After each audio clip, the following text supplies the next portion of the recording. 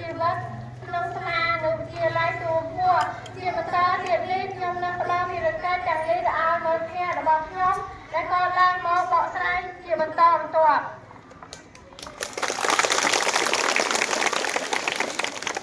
សូមអរគុណបាទជាបន្តនេះខ្ញុំនឹងបកស្រាយអំពីនិយមន័យគ្រឿងញៀនដើម្បីបង្ការការប្រើប្រាស់គ្រឿងញៀននៅក្នុងសាលាវិទ្យាល័យទូពោះយើងគួរស្វែងយល់នៅនិយមន័យគ្រឿងញៀននិងស្គាល់អំពីប្រភេទគ្រឿងញៀនជាមុនសិនគ្រឿងញៀនគឺជាសារធាតុគីមីឬធម្មជាតិដែលនៅពេលដែលចូលទៅក្នុងរាងកាយរបស់យើងតាមរយៈការលេបមើលហឺតជក់ឬឆាដែលធ្វើឲ្យប៉ះពាល់ដល់ស្ថានភាពផ្លូវចិត្តប៉ះពាល់ដល់ប្រព័ន្ធប្រសាទនិងការយល់ដឹងរបស់អ្នកប្រើប្រាស់ជាបន្តទៅនេះខ្ញុំនឹងផ្ដល់កិច្ចការបន្ទាប់ដល់មិត្តភ័ក្តិរបស់ខ្ញុំផ្សេងទៀតអរគុណមិត្តប្រភេទគ្រឿងញៀនចែកចេញជាពីរប្រភេទគឺគ្រឿងញៀនធម្មជាតិនិងគ្រឿងញៀនសញ្ញុកដូច្នេះដែលហៅថាគ្រឿងញៀនធម្មជាតិគឺជាប្រភេទរុក្ខជាតិដែលមានសារធាតុនៅក្នុងធម្មជាតិហើយអាចយកមកកែច្នៃឬប្រើប្រាស់អរគុណ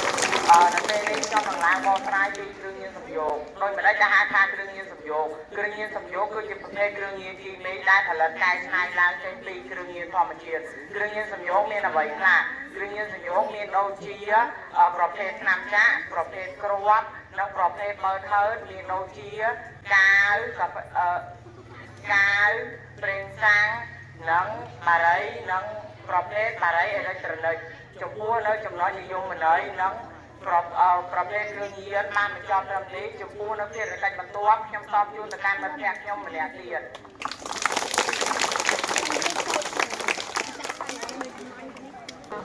ខ្ញុំសូមអរគុណមិត្តគោលហេតុនៃការប្រើប្រាស់គ្រឿងញៀន1កង្វះចំណេះដឹងគឺជាការខ្វះការយល់ដឹងអំពីផលប៉ះពាល់និងគ្រោះថ្នាក់ធ្វើឲ្យបុគ្គលម្នាក់ផលប៉ះពាល់ទៅដល់អនាគតជាដើមខ្ញុំសូមអង្គុយទូរទស្សន៍នេះទៅឲ្យមិត្តខ្ញុំម្នាក់ទៀតការអរគុណមិត្តខ្ញុំទីពេលកង្វះការយកចិត្តទុកដាក់ពីគ្រួសារការបបរឬការខ្វះភាពកក់ក្ដៅពីសមាជិកគ្រួសារដំណើរនេះហើយដែលជំរុញឲ្យយុវជនមួយចំនួនវាទៅរកមិត្តមិនល្អឬដល់ទីមើលនៅខាងក្រៅចំណុចទី3កត្តាជំវិញខ្លួនមិត្តភ័ក្តិការសាកល្បងឬការចាញ់មកការអោបទាយរបស់មិត្តភ័ក្តិដើម្បីឲ្យចូលក្រុមជាមួយដើម្បីកុំឲ្យគេមើលងាយថាមិនទាន់សម័យចំណុចទី4កត្តាជំវិញខ្លួនផ្លូវចិត្តឬការជឿចាប់បកគោខ្លះប្រើប្រាស់គ្រឿងញៀនដើម្បីបំភ្លេចរាល់បញ្ហាផ្ទាល់ខ្លួនដូចជាភាពនឿយហត់ភាពតានតឹងភាពជំងឺបាត់ទឹកចិត្តផ្សេងដល់ពួកគេគិតថាការប្រើប្រាស់គ្រឿងញៀនដើម្បីបំភ្លេចរឿងទាំងអស់នេះខ្ញុំខំផ្ទេរភារកិច្ចនេះទៅមិត្តភ័ក្តិរបស់ខ្ញុំមួយទៀត5ភាពសប្បាយរីករាយគឺជាការចង់សារបងនៅភាពសប្បាយនៅភាពរំភើបខ្លាំងដែលជាការចង់ការស្វែងរកភាពសប្បាយរីករាយនៅក្នុងផ្លូវខុស11ការបង្ខំគឺជាការបង្ខំឬគម្រាមកំហែងឲ្យប្រើប្រាស់គ្រឿងញៀនតាមរយៈក្រុមអ្នកជួញដូរឬក្រុមបពុះមិនល្អដែលដើម្បីគ្រប់គ្រងបុគ្គលនោះឲ្យនៅក្រោមអំណាចរបស់ពួកគេ12ការផ្សាយពាណិជ្ជកម្មនិងអតិពលពីប្រព័ន្ធផ្សព្វផ្សាយគឺជាការធ្វើរូបភាពនៃការប្រើប្រាស់គ្រឿងញៀនតាមរយៈភាពយន្តបណ្ដាញសង្គមការបង្ហាញអំពីភាពស្រស់ស្រាយនៃការប្រើប្រាស់គ្រឿងញៀនដែលជាហេតុធ្វើឲ្យអ្នកមើលមានចិត្តចង់សារបងដោយមិនដឹងខ្លួនជាបន្តខ្ញុំសូមដល់ទូរទស្សន៍នេះឲ្យមិត្តរួមសាររបស់ខ្ញុំបន្ត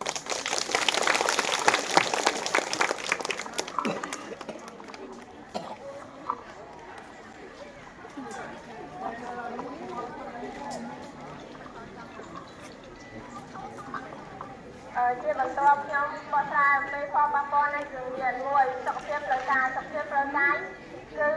សុខភាពផ្លូវកាយគឺប៉ះពាល់ដល់បេះដូងសួតថ្លើម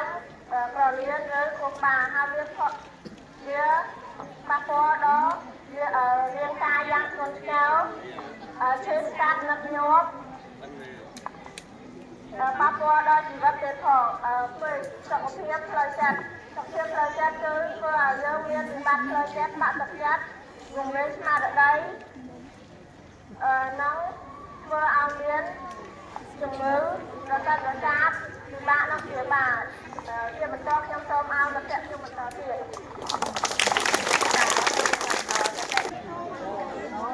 6ចុះតែសុខសង្គមការប្រើប្រាស់គ្រឿងញៀនបង្កើតអូក្រិតការលួចជាការលួចឆក់ប្លន់ការឆ្លុះប្រកែកគ្នានៅមុខកឲ្យមានអំពើអំសិនក្នុងសង្គមដែលធ្វើឲ្យសង្គមបាត់បង់សណ្ដាប់ធ្នាប់និងសុវត្ថិភាព6កត្តាគ្រួសារវាជាកត្តាចម្បងដែលធ្វើឲ្យមានចំនួនក្នុងគ្រួសារអំពើអំសាលើដៃគូឬកូនចៅការបែកបាក់គ្រួសារនិងកង្វះការមើលថែគ្រួសារជាបន្តខ្ញុំសូមប្រកល់ភារកិច្ចឲ្យប្រធានខ្ញុំបកស្រាយបន្តប្រតិការគម្រាមកំហែងដល់សេដ្ឋកិច្ចការប្រើប្រាស់គ្រឿងញៀនធ្វើឲ្យខាត់បង់ថវិកាយ៉ាងកាន់ស្ថិតស្ថេរព្រមទាំងថវិកាប្រកួតគ្រួសារនិងសង្គមជាតិដែលត្រូវចំណាយទៅលើការបង្ការការព្យាបាលនិងការអនិច្ចសម្បត្តិជាបន្តខ្ញុំនឹងឲ្យវត្តសម្បត្តិរបស់យុវសាស្ត្របន្តទៀត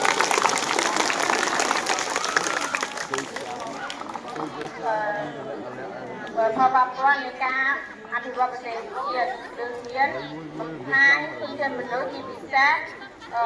ជនឯកជាក្នុងបង្អែកនៃប្រទេសជាតិក្នុងបង្អែកនៃប្រទេសជាតិកាលណាពួកគេជាក្នុងអន្តរគ្រឿងញៀនប្រទេសជាតិនិងខ្វះខាតកម្លាំងពលកម្មនិងមានសមត្ថភាពក្នុងការអភិវឌ្ឍប្រទេសជាតិឡើយបន្តខ្ញុំសូមឲ្យភារកិច្ចនេះទៅប្រទេសខ្ញុំបន្តសូមអរគុណម៉ាត់ជាបន្តទៀតយើងខ្ញុំនឹងមកបកស្រាយអំពីចំណុចមួយទៀតតែយើងបានពោលថាវិធីបង្ការការប្រើប្រាស់គ្រឿងញៀននៅក្នុងអនុវិទ្យាល័យទួលគួរដើម្បីបង្ការការប្រើប្រាស់គ្រឿងញៀននៅក្នុងបរិវេណសាលារួមទាំងអនុវិទ្យាល័យទួលគួរយើង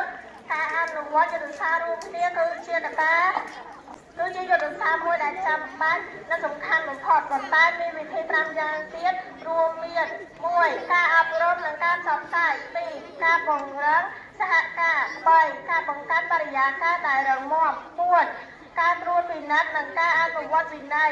5ការប្រឹក្សាយោបល់ដើម្បីដឹងអំពីចំណុចនីមួយៗច្បាស់លាស់សូមជួបជាមួយមិត្តភ័ក្តិរបស់ខ្ញុំបន្តអរគុណបាទ1ការអប់រំនិងការផ្សព្វផ្សាយការបញ្ចូលមេរៀនខាងគ្រឿងញៀនគឺជាការបញ្ចូលផលប្រព័ន្ធនៃការប្រើប្រាស់គ្រឿងញៀនក្នុងកម្មវិធីសិក្សាឬរៀបចំកិច្ចវិភាសាពិសេសក្នុងថ្នាក់ការអប់រំដែលមកជួយមិត្តបង្កើតយុវជន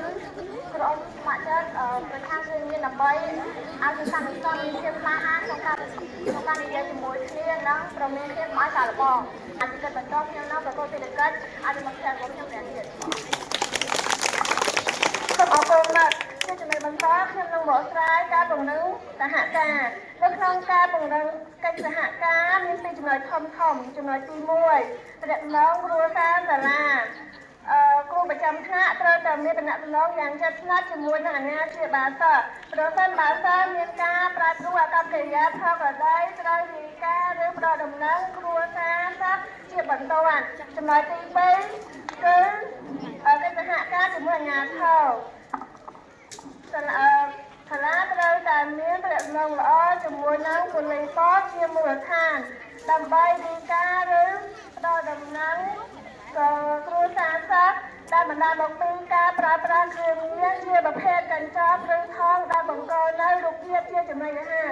ជាបន្តខ្ញុំនឹងផ្ដល់ជូនភារកិច្ចទៅឲ្យបន្ថែមរបស់ខ្ញុំជាបន្តសូមអរគុណសម្រាប់ទី3ខ្ញុំឡើងមកបកស្រាយការបង្កើតបរិយាកាសសាលាដែលរឹងមាំតែជាពីរចំណុចធំគឺសកម្មភាពកីឡានិងសិល្បៈយើងត្រូវបង្កើតកន្លែងលេងកីឡានិងកន្លែងសិល្បៈផ្សេងៗដើម្បីឲ្យពួកគេអាចបញ្ចេញថាមពលនិងឲ្យពួកគេគ្មានពេលគិតរឿងអាក្រក់ចំណុចទី2គឺប្រព័ន្ធផ្ដល់ដំណឹងយើងត្រូវតែបង្កើតប្រអប់សារឬលេខទូរស័ព្ទសម្រាប់តាក់ទងនិងរាយការណ៍ពីសកម្មភាពគ្រឿងញៀននៅក្នុងសាលាដែលមានការភ័យខ្លាចចំណុចបន្ទាប់ខ្ញុំសូមជូនទៅមិត្តភ័ក្តិរបស់ខ្ញុំអ្នកទៀតសូមអរគុណមិត្តបន្តមកនេះខ្ញុំនឹងបកស្រាយអំពីការត្រួតពិនិត្យនិងការអនុវត្តវិន័យ ការត្រួតពិនិត្យអវត្តមានគឺជាការពិនិត្យតាមដានការចូលរៀនរបស់សិស្សដោយការគួរដានត្រួតពិនិត្យតាមទីតាំងដូចជាបន្ទប់ទឹកការអាគារសិក្សានិងកន្លែងស្ងាត់ៗនៅបរិវេណសាលាជាប្រចាំជាកិច្ចបន្ទាប់ទៀតខ្ញុំសូមប្រកល់ទួនាទីទៅមករបស់ខ្ញុំជាបន្តមកទៀតអរគុណសម្រាប់ការផ្ដល់ព័ត៌មានកាយនេះបាទថ្ងៃនេះខ្ញុំនឹងមកធ្វើបង្ហាញពីចំណុចទី5ដែលបានលើកឡើងថាការប្រឹក្សាយោបល់មានន័យថាការប្រឹក្សាផ្លូវចិត្តដែលសាលាគួរមានគ្រូបន្ទុកថ្នាក់ផ្ដល់យោបល់ដល់ដំណោះស្រាយដើម្បីដោះស្រាយបញ្ហាដែលពួកគេកំពុងជួបប្រទះដូចជាភាពតានតឹងក្នុងការសិក្សាឬបញ្ហាគ្រួសារដើម្បីកុំឲ្យពួកគេឈានទៅរកការប្រើប្រាស់គ្រឿងញៀនជាការបន្ទាប់ក្នុងការបរិស្ថានខ្ញុំសូមផ្ដល់ភារកិច្ចដល់មិត្តរបស់ខ្ញុំការសូមអរគុណចំពោះចំណុចទី7គឺយើងនិយាយអំពីសេចក្តីសន្និដ្ឋានគ្រឿងញៀនគឺជាមហន្តរាយដ៏កាចសាហាវដែលមិនត្រឹមតែបំផ្លាញសុខភាពរាងកាយនិងសតិបញ្ញារបស់អ្នកប្រើប្រាស់ប៉ុណ្ណោះទេប៉ុន្តែវាថែមទាំងជាឧបសគ្គដ៏ធំបំផុតក្នុងការអភិវឌ្ឍសង្គមជាតិផ្អែកលើចំណុចដែលបានពិភាក្សាកន្លងមកយើងអាចសន្និដ្ឋានបានថាគ្រឿងញៀនគឺមិនមែនជាដំណោះស្រាយទេការប្រើប្រាស់គ្រឿងញៀនដើម្បីរត់គេចពីទុក្ខកង្វល់ឬស្វែងរកភាពសប្បាយរីករាយគឺជាការជ្រើសរើសផ្លូវខុសដែលនាំទៅរកភាពវិនាសអន្តរាយកាន់តែខ្លាំងជាងមុនការបង្ការមានតម្លៃជាងការព្យាបាលការទប់ស្កាត់តាមរយៈការអប់រំការយល់ដឹងពីផលប៉ះពាល់និងការកសាងគ្រួសារដែលមានក្តីសុខប្រកបដោយគឺជាជំនឿការពារដ៏រឹងមាំបំផុតនៅពេលដែលបុគ្គលម្នាក់ធ្លាក់ក្នុងអន្ទាក់គ្រឿងញៀនការប្រើប្រាស់គ្រឿងញៀនជាស្មុគស្មាញនិងចំណាយពេលយូរការទទួលខុសត្រូវរួមគ្នាបញ្ហាគ្រឿងញៀនមិនមែនជាបន្ទុករបស់គ្រួសារណាមួយឬសាលារៀនណាមួយនោះទេប៉ុន្តែវាជាកាតព្វកិច្ចរបស់សមាជិកសង្គមគ្រប់រូបការចូលរួមរាយការណ៍ការអប់រំគ្នាទៅវិញទៅមកគឺជានិងបង្កើតបរិយាកាសសុវត្ថិភាពគឺជាកម្លាំងចលករក្នុងការកាត់បន្ថយនិងលុបបំបាត់គ្រឿងញៀនសរុបសេចក្តីមកដើម្បីឈានទៅរកសង្គមមួយដែលប្រកបដោយសុវត្ថិភាពនិងការអភិវឌ្ឍប្រកបដោយចីរភាពយើងទាំងអស់គ្នាត្រូវនិយាយថាទេចំពោះគ្រឿងញៀនហើយរួមគ្នាបង្កើតអនាគតមួយដែលយុវជនមានសុខភាពល្អនិងឆន្ទៈខ្ពស់ក្នុងការអភិវឌ្ឍប្រទេសជាតិជាចុងក្រោយលោកអ្នកខ្ញុំសូមផ្ដាំទៅមិត្តនិងយុវជនទាំងអស់គ្នាថាយើងត្រូវនិយាយថាទេចំពោះគ្រឿងញៀនព្រោះជីវិតយើងម្នាក់ពិតជាមានតម្លៃណាស់សូមអរគុណ